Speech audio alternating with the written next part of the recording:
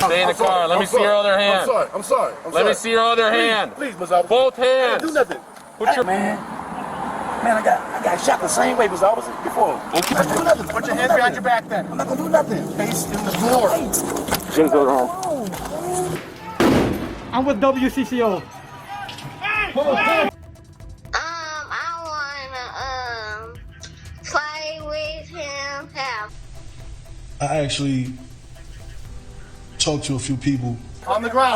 I appreciate that. I do. May 25th, 2020, Minneapolis, Minnesota. A quiet Monday evening that would soon become a pivotal moment in American history, a moment that would spark a global outcry, ignite protests in all 50 states, and reignite a centuries-long conversation about race, justice, and police brutality. Get out of here! Get out of here! Okay. Get out of here! Okay. This is the story of George Floyd. George Perry Floyd Jr. was a 46-year-old black man, originally from Houston, Texas. Standing over 6 feet tall, he was known to friends as Big Floyd, a father, a brother, a son, and a friend. He had moved to Minneapolis for a fresh start, to work and support his family. That evening, Floyd entered Cup Foods, a local convenience store on the corner of East 38th Street and Chicago Avenue. He allegedly used a counterfeit $20 bill to purchase cigarettes. The store clerk, suspecting the bill was fake, called 911. Dispatcher on recording, "I have someone trying to give us fake bills." Acting weird, not in control of himself. It was just after 8 p.m. when officers from the Minneapolis Police Department arrived. Officers Thomas Lane and J. Alexander Kuhn were the first on the scene. Body camera footage would later reveal the early moments of their encounter with Floyd. They approached his vehicle, guns drawn. Floyd was in the driver's seat, visibly distressed, repeating the words, "Please don't shoot me." Both hands. Do nothing. Put your fucking hands up right now. He was pulled out of the car, handcuffed, and sat against a wall. More officers arrived, including Officer Derek Chauvin. What happened next would be seared into the collective memory of millions. At approximately 8:19 p.m., officers attempted to place Floyd in the back of the squad car. Floyd resisted, telling them he was claustrophobic. I'm not that kind of guy. I'll roll the windows down Please, and you pull man. your legs in, alright? Y'all I'll put the air on. get it. We can fix it, but not while you're standing out Okay, here. man. God, y'all do me bad, man. And couldn't breathe. I want to try to win. I don't want to try to win. After a brief struggle, they brought him down to the ground. Floyd lay face down on the pavement, handcuffed. Officer Derek Chauvin placed his knee on Floyd's neck. Jesus Christ. I can't breathe. I can't breathe. Thank you. I can't breathe. Stop moving. Mama. Mama. For 9 minutes and 29 seconds, he kept it there. "I can't breathe. Mama, please." I can't believe this. I can't believe this. I can't believe this, man. Reese, I love you. You got hobble? My kids, I love them.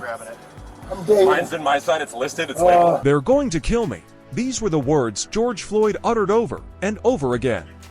Pleas that were met with indifference. Bystanders gathered. Several began filming on their phones. One of them, 17-year-old Darnella Frazier, captured the now infamous footage that would soon circle the globe. Witnesses begged the officers to stop.